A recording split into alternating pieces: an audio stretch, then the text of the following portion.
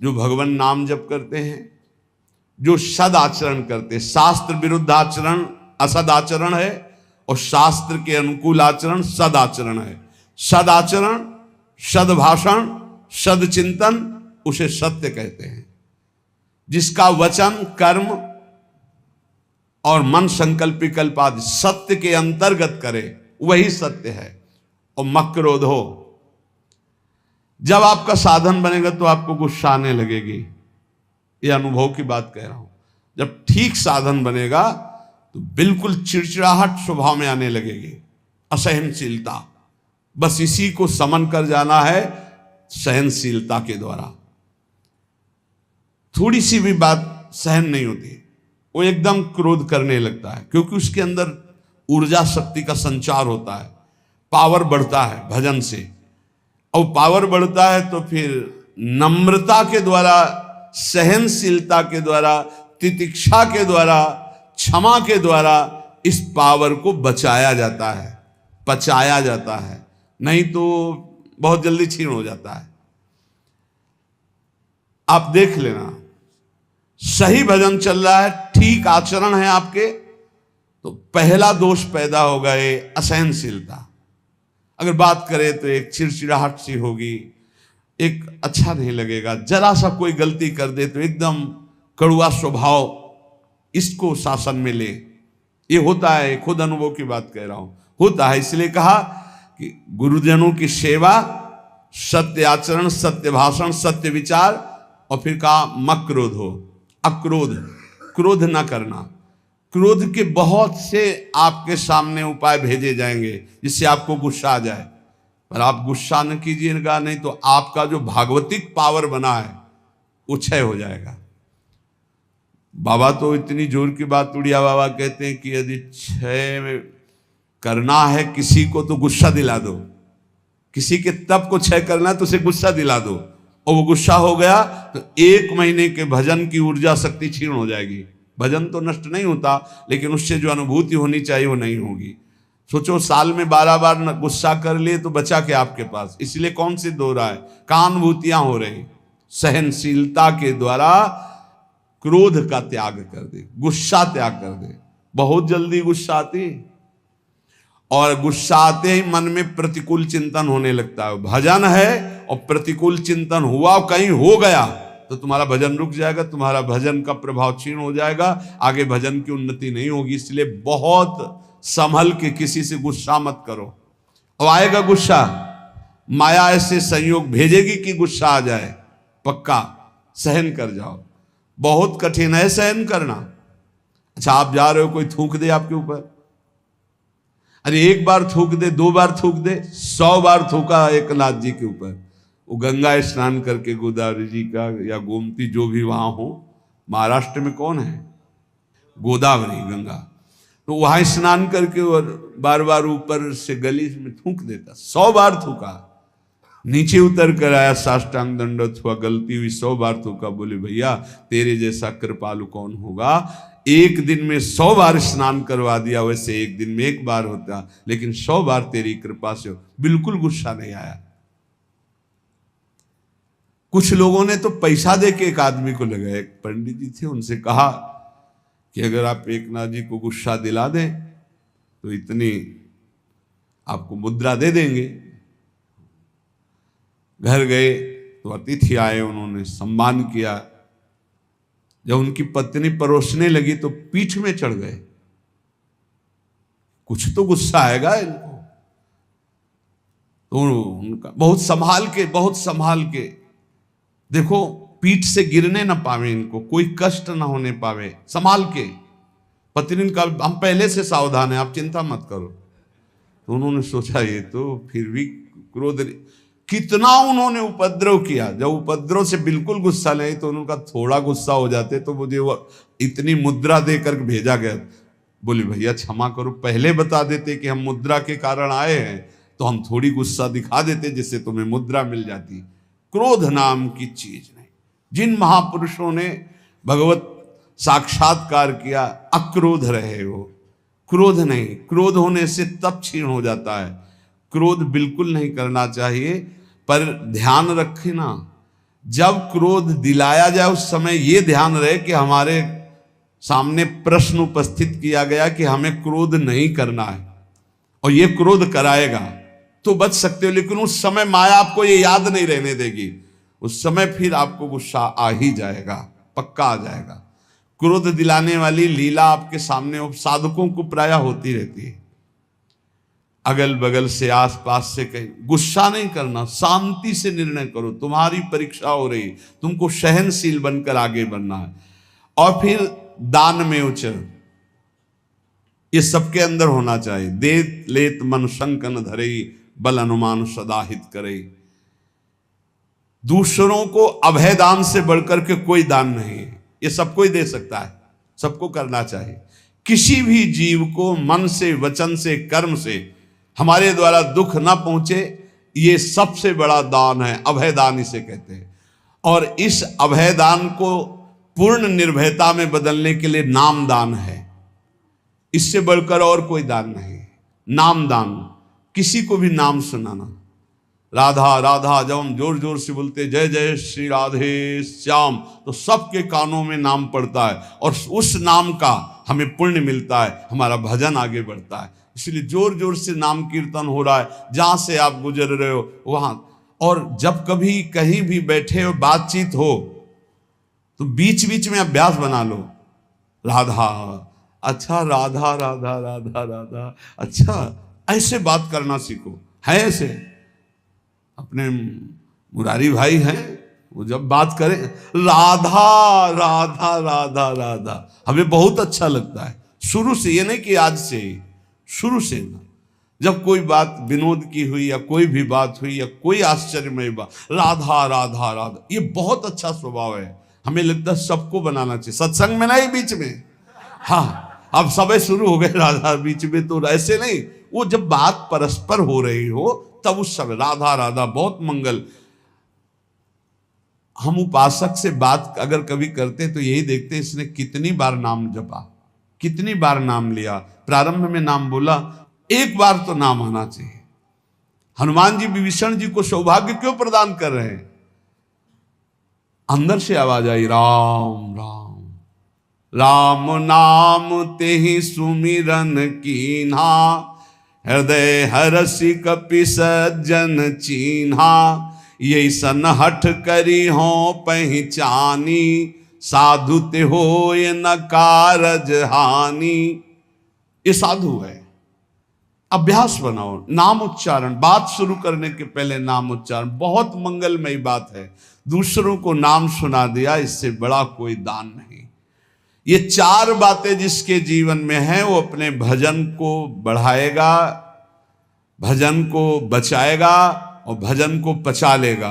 गुरु आज्ञा में रहना, सत्य क्रिया, सत्य विचार, सत्य भाषण और क्रोध ना करना, और दूसरों को अभय दान देना, भगवान नाम सुनाना। ये चार बातें बहुत जोर की, जिसमें जीव का परम कल्याण हो जाता है। वेद का सार है सत्य, सत्य का सार है जितेंद्रियता, और जितेंद्रियता का सार है त्याग, वैराग्य, उपरति। त्याग, भोगों की इच्छा पर भोगूंगा नहीं क्योंकि भगवत प्राप्ति करनी। वैराग्य, भोगने की इच्छा ही नहीं रही। उपरति, भोग ही है, ऐसी वृत्ति खत्म हो गई। ये है संपूर्ण वेदों का सार। जो न्याय युक्त कार्य हो, जिसको महापुरुषों ने किया है, जिसका विधान किया, वही कार्य किया जाए, मनमानी कोई कार्य ना किया जाए। यदि मनमानी कार्य किया गया तो उससे लाभ नहीं होगा। आजकल बहुत मनमानी हो रही, बहुत मनमानी। कोई किसी का, ना तो निगमागम शासन स्वीकार किया जा रहा है, वेद का शासन, और ना वेदज्ञ महापुरुषों का शासन स्वीकार किया जा रहा है। सब मनमानी करने में स्वतंत्र हैं। गुरु बस इस बात का कि तुम मंत्र हमें दो, हम 50 को और देते हैं, बस इस बात के लिए गुरु मंत्र दिया, उसका साक्षात्कार किया, इसके लिए नहीं। इसके लिए तो गुरु की अधीनता स्वीकार करनी पड़ेगी। कह रहे कि यत् करोत्यशुभम कर्म शुभम वा यदि सत्तम, अवश्यम तत्समाप्नोति पुरुषो नात्र संशयः, होश में तुम जो कर्म करोगे शुभ या अशुभ तुम्हें भोगना पड़ेगा, कोई मिटा दे ऐसा समर्थ नहीं है। देख लो भाई, कोई मिटा दे ऐसा समर्थ नहीं, वो केवल वही मिटा सकते हैं जिन्होंने पूरी सृष्टि की रचना की, श्री भगवान, दूसरे की सामर्थ्य नहीं। इसलिए हमें विश्वास नहीं है। ये इसलिए बता रहे, करे यत् करोत्यशुभम कर्म शुभम वा यदि सत्तमम अवश्यम तत्समाप्नोति पुरुषो नात्र संशया। अवश्य भोगना पड़ेगा जो कर्म किए हैं। इसीलिए हम कह रहे हैं किसी पर ये मत सोचो कि तुम्हारे कर्म को कोई नष्ट कर देगा, कोई नहीं, कोई नहीं। भगवान के पिता दशरथ जी का ये कर्म श्रवण कुमार का धोखे में वध हो जाना क्या नहीं मिटा सकते थे? उनके पिता ने शाप दिया, जैसे मैं पुत्र वियोग से मर रहा हूं ऐसे तू तड़प करके मरेगा। वैसा ही पूज्य महाराज दशरथ जी हा राम कह करके प्राण त्यागे। इसलिए बहुत होश में अगर गलत कर्म करोगे तो उसको भोगना पड़ेगा। और ये भ्रम छोड़ दो कि कोई तुम्हारे दान पुण्य सेव संतरा देने करके तुम कोई जंतुर अंतुर बंधवा कर अपने पाप कर्म को मिटा दोगे। मुझे समझ में नहीं आता, क्योंकि हमारा शास्त्र ऐसा नहीं कहता। बड़े बड़े महापुरुषों को भोगना पड़ा है, और उनकी तो बात क्या, जो ईश्वर कोटि के है, फिर साधारण को ऐसे मिटा सकते हैं। यत् करोत्यशुभम कर्म शुभम वा यदि सत्तमो। भाई ध्यान करो, कोई भूल करके पाप मत करो, नहीं तो उसे भोगना पड़ेगा, अवश्य अवश्य भोगना पड़ेगा। कोई नहीं मिटा सकता, संसार में कोई नहीं मिटा सकता। इसलिए सताम धर्मेण वर्तेत क्रियाम शिष्टवदाचरेत असंक्लेशेन लोकस्य वृत्तिम लिप्सेत वै द्विज। जो सत्पुरुषों ने आचरण किए हैं, जो सत्पुरुषों ने आचरण का विधान किया है, उसके अनुसार जो आचरण करता है वो धर्म है, और धर्म करने वाला कभी दुखी नहीं होता। तो आप कहोगे धर्मराज युधिष्ठिर को 12 वर्ष का वनवास, 1 वर्ष का अज्ञातवास मिला, धर्म करना क्या, वो तो धर्मराज हैं। तो जुआ खेलना अधर्म है, उपहास करना किसी का अधर्म है, किसी को नीचा दिखाना अधर्म है, अधर्मियों की सभा में बैठना अधर्म है। कई तरह की बातों का अधर्म होता है।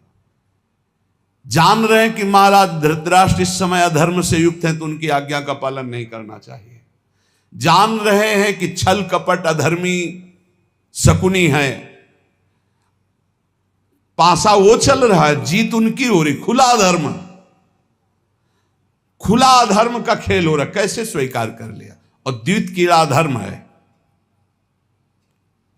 मदिरा पीना, व्यभिचार करना, मांस खाना, द्वित कीड़ा करना, ये सब एक लाइन में रखा गया है। इसीलिए महाराज को 12 वर्ष का वनवास, 1 वर्ष का अज्ञातवास भोगना पड़ा। सत्पुरुषों द्वारा पालित धर्म के अनुसार बर्ताव करे।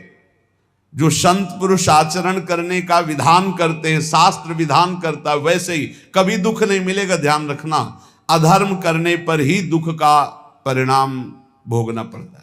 ये जो हमारे नाना प्रकार के शारीरिक मानसिक क्लेश हैं, ये हमारे पाप कर्म का परिणाम है। भली भांति कोई भी कर्म करने के पहले विचार करो, तो अंदर से सबके भगवान सदगुरु रूप में बैठकर उत्तर देते हैं कि तुम गलत करने जा रहे हो, मत करना। दूसरे लोगों के किए हुए कर्म को देखकर मत करो। बहुत लोग ऐसा करते हैं। अब तो सब नरक जाएंगे, तुम भी जाओगे क्या?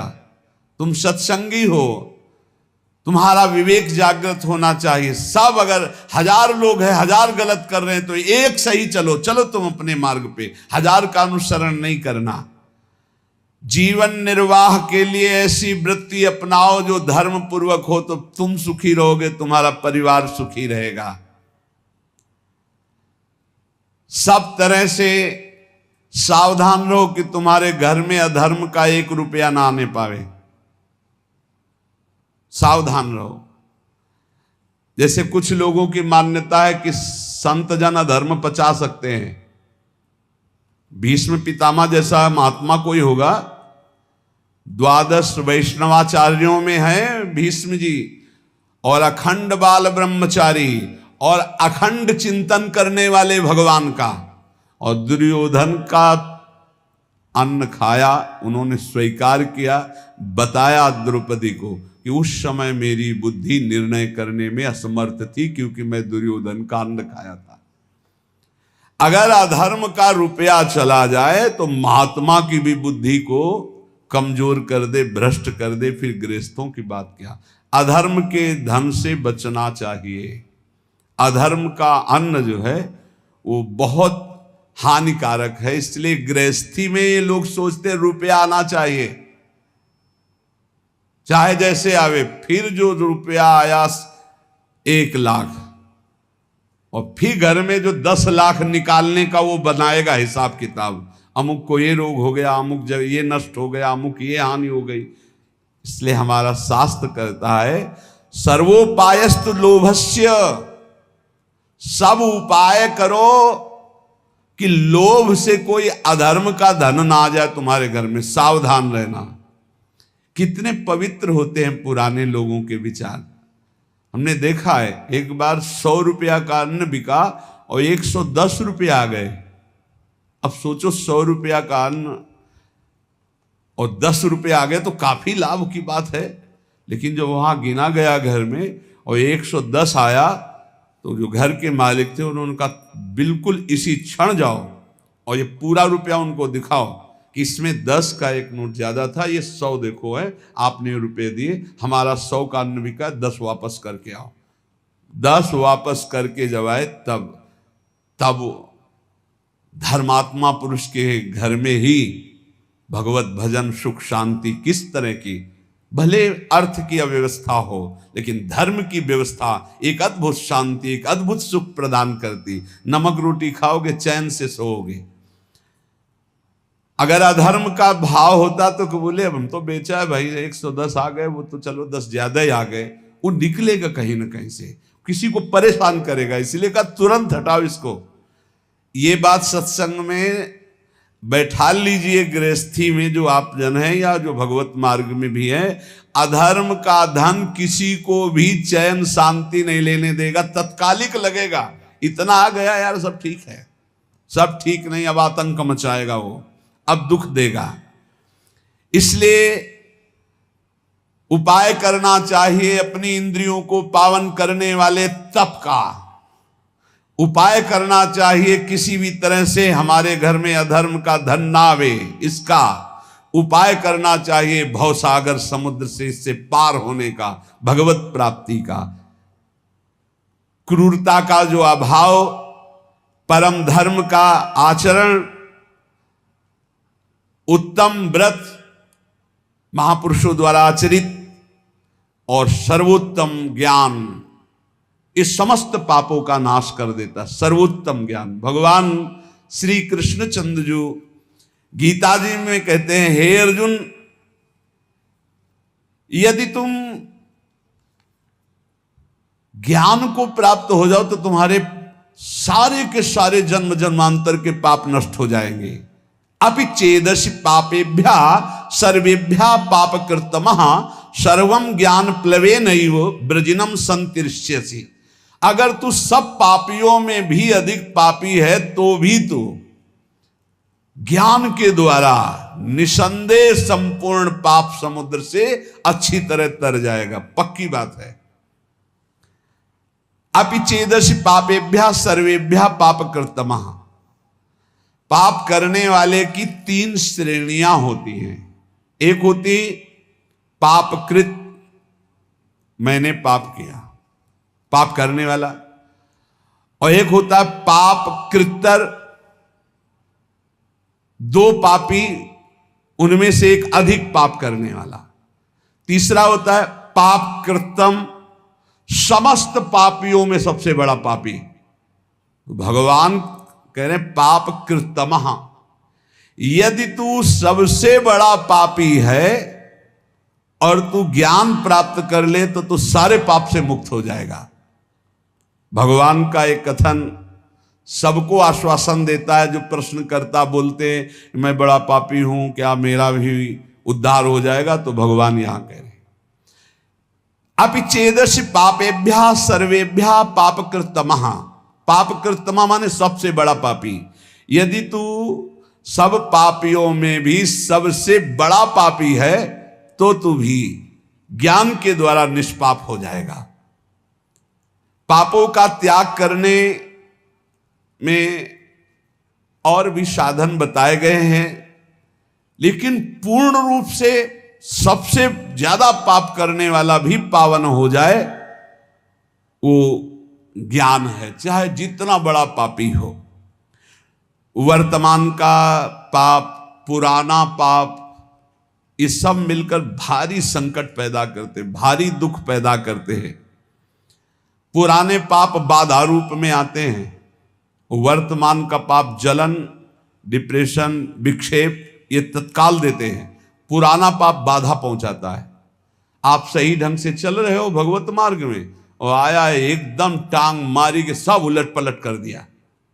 अब उस समय भगवान का दृढ़ भरोसा, नाम जप, तो फिर संभल सकता नहीं। ऐसी टांग मारता है बिल्कुल नष्ट ही कर देता है। पुराना पाप पूर्व जन्म का ऐसा आता है, संभल के रहना चाहिए। बड़े बड़े को देखा फिसलते हुए। वर्तमान का पाप विक्षेप पैदा करता है। जैसे आपसे कोई गलती हो गई तो अब भजन में विक्षेप पड़ेगा। आपसे वर्तमान में कोई अब अशांति पैदा हो, जो ज्यादा मनमानी आचरण करोगे तो मन संकल्प विकल्प इतना सोच में चला जाएगा कि फिर आपको लगेगा कि वो क्या कहते हैं, वही जो मानसिक रोग होता है, डिप्रेशन आ गया। ये वर्तमान के पाप, वर्तमान में आप पापाचरण कर रहे हैं इसलिए ऐसा हो जाता है। जिसे आप जानते ही नहीं कि आप पापाचरण कर रहे हैं, वो पापाचरण है। यदि वर्तमान का पाप छोड़ दे तो बुद्धि शुद्ध हो जाए तो पूर्व के पाप को भोगने में कोई परेशानी नहीं होती। ये बात, ये जो पूर्व का पाप आता है ये दंड रोग में आएगा, रोग रूप लेके या विक्षेप रूप के, या कोई घटना बन जाएगा पूर्व का पाप। अब उसे कैसे बचा जाता है? जैसे परमार्थ में आया, मार हाहाकार मचा दिया, उलट पुलट सब कर दिया। अब अपने को पकड़े रहना, जैसे कोई मजबूत सहारा मिल जाए हम उसको पकड़े रहें, ऐसे हमें पकड़े रहना। कुछ भी हो, चाहे मार डाले जाए, श्री जी को नहीं छोड़ेंगे, गुरु जी को नहीं छोड़ेंगे। कुछ भी हो जाए, कुछ भी हो जाए, आप पकड़े रहो, पकड़े रहो, पकड़े रहो। हवा ही निकल गई, सब खत्म, फिर ठीक। अब वो उसके विरोध में आ गया। इतने दिन भगवान का भजन किया, इतने दिन गुरु की शरण में रहे, यार कोई साथ नहीं देता, सब अपने कर्मों से भोगना ही पड़ता है, सब अपने को संभालना पड़ता है, कहीं कुछ नहीं भक्ति में। अब वो पाप आया था, गिरा के लेता चला गया। पूर्व का पाप वर्तमान का यदि पाप नहीं है तो कुछ नहीं बिगाड़ पाएगा, और वर्तमान में यदि पाप है तो वो पहले ही बुद्धि को मलिन किए हुए पूर्व का पाप आके आपको नष्ट कर देगा। यदि इस बात को समझो कि 100 वर्ष से घना अंधेरा है और वहां एक दिया सलाई खींच दी गई तो अंधेरा नष्ट होगा ना, जितनी जगह में प्रकाश है। ऐसे ही ज्ञान जो है अनंत जन्मों के पापों को तत्काल नष्ट कर देता है। चेत भगवान कह रहे ऐसा पापी जो सब पाप खूब किए हुए है, स्वयं परमात्मा में तो कभी लग नहीं सकता। पापी आदमी कभी नहीं लग सकता, परंतु लग ही नहीं सकता ऐसी बात नहीं है, स्वयं से नहीं लग सकता। पाप करने वाला स्वयं से भगवान में नहीं लगता। कैसे लगता है? किसी महापुरुष का संग हो जाए, कोई प्रवचन उपदेश अचानक अनिच्छा से सुन ले। जैसे एक दिन एक भाई आए थे, वो कह रहे थे मैं बताना चाहूंगा कि मैं घोर नास्तिक, कभी किसी शास्त्र संत भगवान कोई चर्चा नहीं। पर एक दिन ऐसे ही कर रहा था तो आपका प्रवचन आया, देखिए क्या नाटक हो रहा है, और खोला, बोले उस दिन से फंस गए, आज तक हम मुक्त ही नहीं हो पा रहे हैं। अब तो और कुछ देखना ही नहीं रह गया, अब तो बस इंतजार रहता है कब सत्संग पढ़े, कब एकांतिक पढ़े। बदल गया, जीवन बदल गया। क्या हुआ? भगवत शब्द कान में गए, जीवन का परिवर्तन कर दिया। बोले पापी लोग, मनुष्य जो पाप का आचरण करते हैं वो स्वयं से भगवान में कभी नहीं लग सकते, पर लग ही नहीं सकते ऐसी बात नहीं।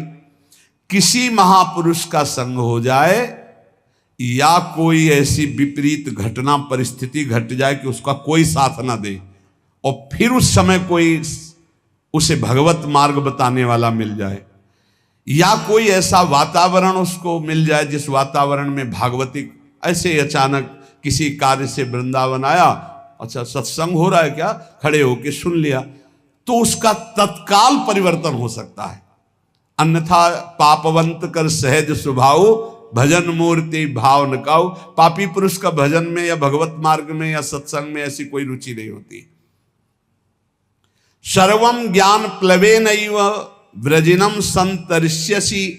भगवान कह रहे हैं कि बहुत पाप किए हैं, लेकिन सदगुरु की शरण में बैठ गया और गुरु ने बताया कि देख, जितने कर्म होते हैं वो सब शरीर से होते हैं। शरीर से कर्म करने का जो वेग होता है वो अंतःकरण से होता है। अंतःकरण 3 गुणों से प्रभावित होता है, रजोगुण तमोगुण आदि।